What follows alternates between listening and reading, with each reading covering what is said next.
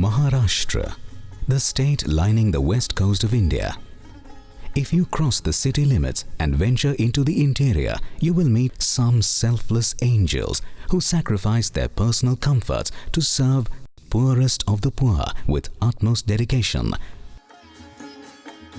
India's march towards spectacular economic and industrial growth has not helped these poorest of the poor.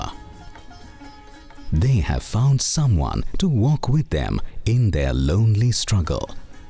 The compassionate hand of this group stretches out from a distance of 10,000 miles away, from one side of the globe in Canada to the other side in India. MSSO, the Maharashtra Seva Samiti Organization. It was September 1974. Dr. Jagannath Wani from Calgary invited Vinayak Gokhale from Toronto, Chintamani Adkar from Montreal, and Sunil Sobal from Saskatoon to join him in registering a charity in Canada to help the less fortunate in Maharashtra.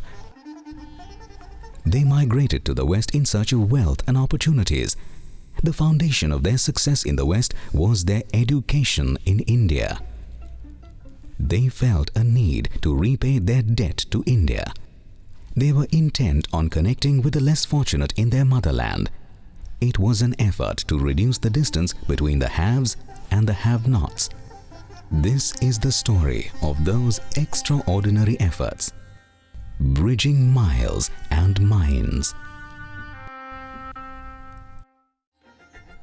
The initial idea was simple: collect donations from families of Indian origin settled in North America and use the collected funds to help the poor and hungry become self-supporting, proud individuals. MSSO started collecting funds from North American donors and multiplying the original contributions sixfold through matching funds from the Wild Rose Foundation and CEDA, and thus started the construction of a 10,000-mile-long bridge to reach out to the less privileged in India. This journey was not easy. Dr. Wani went from Canada to India every year and roamed far and beyond into the interior of Maharashtra in search of worthy projects run by selfless social workers. In a remote corner of Maharashtra, in the midst of the forest of Gadchiroli district, Dr. Prakash and his wife Dr. Manda Amte have been working continuously with dedication and commitment for more than 40 years on this project, bandaging the wounds of the tribals, providing education to their children, and creating self-respect among these tribals who had been victims of exploitation by the modern world, a continuous and committed effort of this selfless couple. Timely financial assistance from MSSO has created well-equipped hostel buildings for tribal students at Hemalkasa, replaced the termite-affected roof of the school buildings, and provided modern equipment and medicines for the tribal patients coming to the Lok Biradari Prakalp. Provision of residential accommodation with MSSO help has encouraged tribal girls to pursue education. Their number has more than doubled since the completion of the residence facility. The word handicap depicts a picture of someone expecting compassion on account of disability. MSSO met people who had conquered their disabilities and were exhibiting confidence. Helpers of the handicapped. Their leader Nasima Hurzuk is herself a wheelchair-bound paraplegic, but she says the sky is the limit for us too. The helpers' main focus is rehabilitation of the physically handicapped. Despite her own disability, Nasima has assisted literally hundreds of handicapped people to become fully functional. Persons who had lost hope in life became doctors, engineers, and many other such professionals with the help and encouragement from Nasima. MSSO provided assistance to the helpers to set up a farming business and a fruit processing unit for the rural handicapped. Because of this assistance, physically challenged people, once a burden, are now proud and successful earning members of their families. Mrs. Rajni Limaye, who has a mentally challenged son, Gautam, runs a school for other mentally challenged children in Nasik. Instead of trying to find a shoulder to cry upon, Mrs. Limaye turned her calamity into her strength and started helping others who were suffering the same plight as she was. She has many dreams to expand her work to help more such children.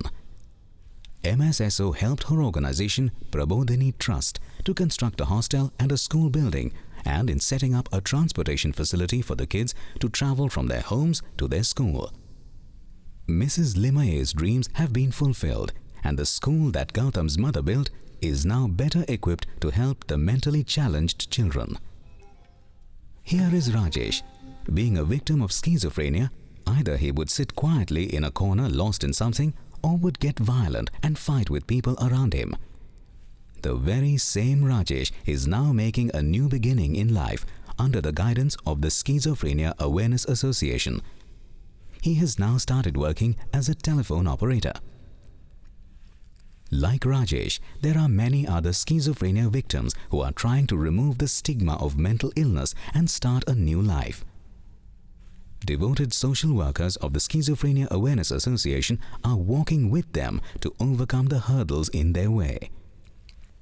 For rehabilitation of mentally ill patients, MSSO has established a work center, Kamalini Kruti Bhavan.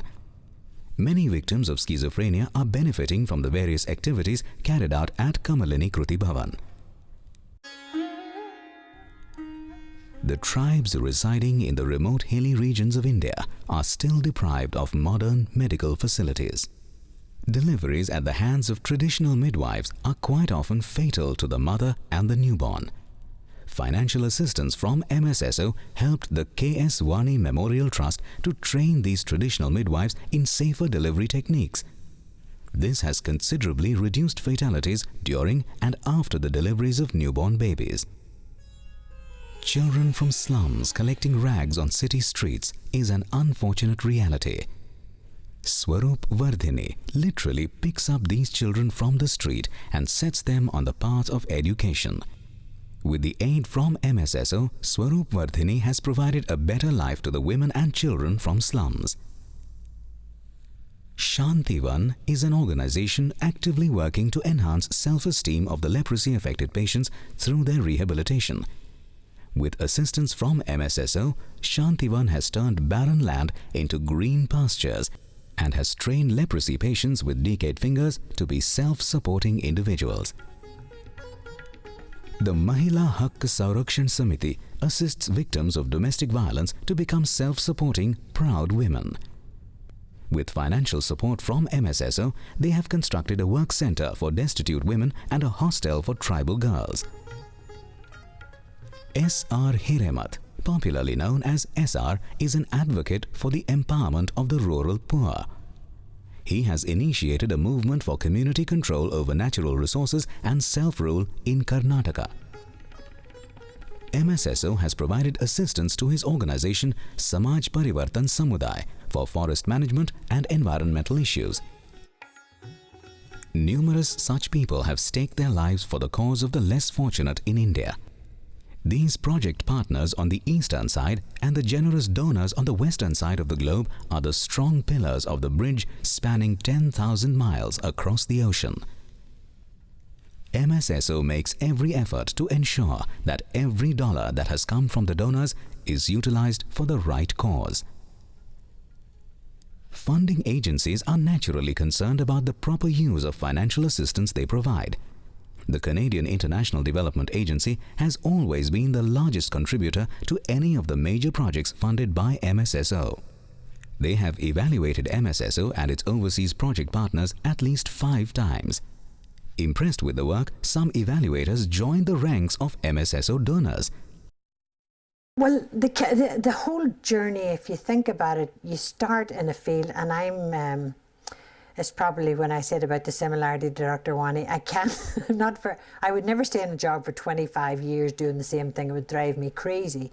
So you have to develop within a field, and the development seemed a natural progression from starting to evaluate projects, then getting really curious about them, then seeing them actually happening, then getting project applications in and being able to put them in the context of the country and the people that you're talking about. And then I thought, well, what's this board? And there's some great people on that board, like Jivan and Ramesh and Nandini Singh and Nilesh, these were people who had, it's almost like you've got this picture, but there's no backdrop. And the whole board and it was like widening the whole picture to include the entire process of development. I was very impressed with the whole project. There were many more. This was the most positive evaluation report MSSO could have imagined. Eilish was first an evaluator, a member of a project review committee. Then she, along with her husband Murray Hebert, became a donor of MSSO, and later she started actively participating in MSSO activities. She has been a board member of MSSO since 2003. In this journey, MSSO met an extraordinary program officer, David Oak, at the Canadian International Development Agency. I was quite impressed with the dedication that Dr. Wani showed, that he was extremely active, very energetic, and very dedicated to the people in India that he was trying to serve. During the trip that I was there, a number of years ago now, we visited working shelter for handicapped children and a school for them. We saw and funded a school for deaf children. There was another school and a hostel for children of tribal people, plus another project that was in a tribal area that was focusing on tribal people. In particular, I thought MSSO had a number of local partners that were very connected to India's grassroots, and a number who were very respected locally. His keen interest in assisting the less fortunate beneficiaries of CEDA's Matching Funds program was an extremely important factor in the growth of MSSO's work.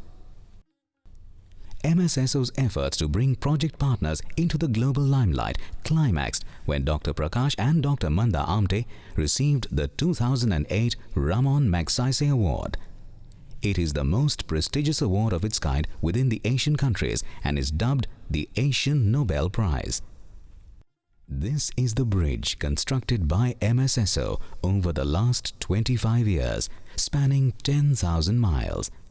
At the east end of the bridge is the gratitude and affection of project beneficiaries, and at the west end, confidence, faith, and the trust of the donors. MSSO's efforts have brought hope and happiness to the lives of many less fortunate in India. It's not enough to just provide financial help to these worthy projects. It's equally important that the results of these projects are widely publicized to the donors around the world. MSSO has created documentaries. These documentaries have motivated donors around the world to send donations to assist these partners to further their work. The movie Devarai, produced by MSSO to create awareness about schizophrenia, was appreciated nationally as well as internationally. This resulted in a string of 15 awards for the film Devarai. MSSO's journey that began on inaccessible roads in the interior of Maharashtra continues unabated even after 25 years. The younger generation has now taken the initiative to cross this bridge connecting the west to the east. A legacy is being passed on to the next generation. The present and the past board members of MSSO proudly look back at their 25 years of involvement with MSSO with great satisfaction. While helping the underprivileged, MSSO's aim was to give them a chance, not charity. MSSO's assistance was a helping hand to make them self-supporting, proud individuals with self-respect. MSSO was pleasantly surprised when they tallied the amounts remitted over 25 years to assist the less fortunate in India. The total exceeded $4 million. It is a long and fulfilling journey, destined for priceless moments.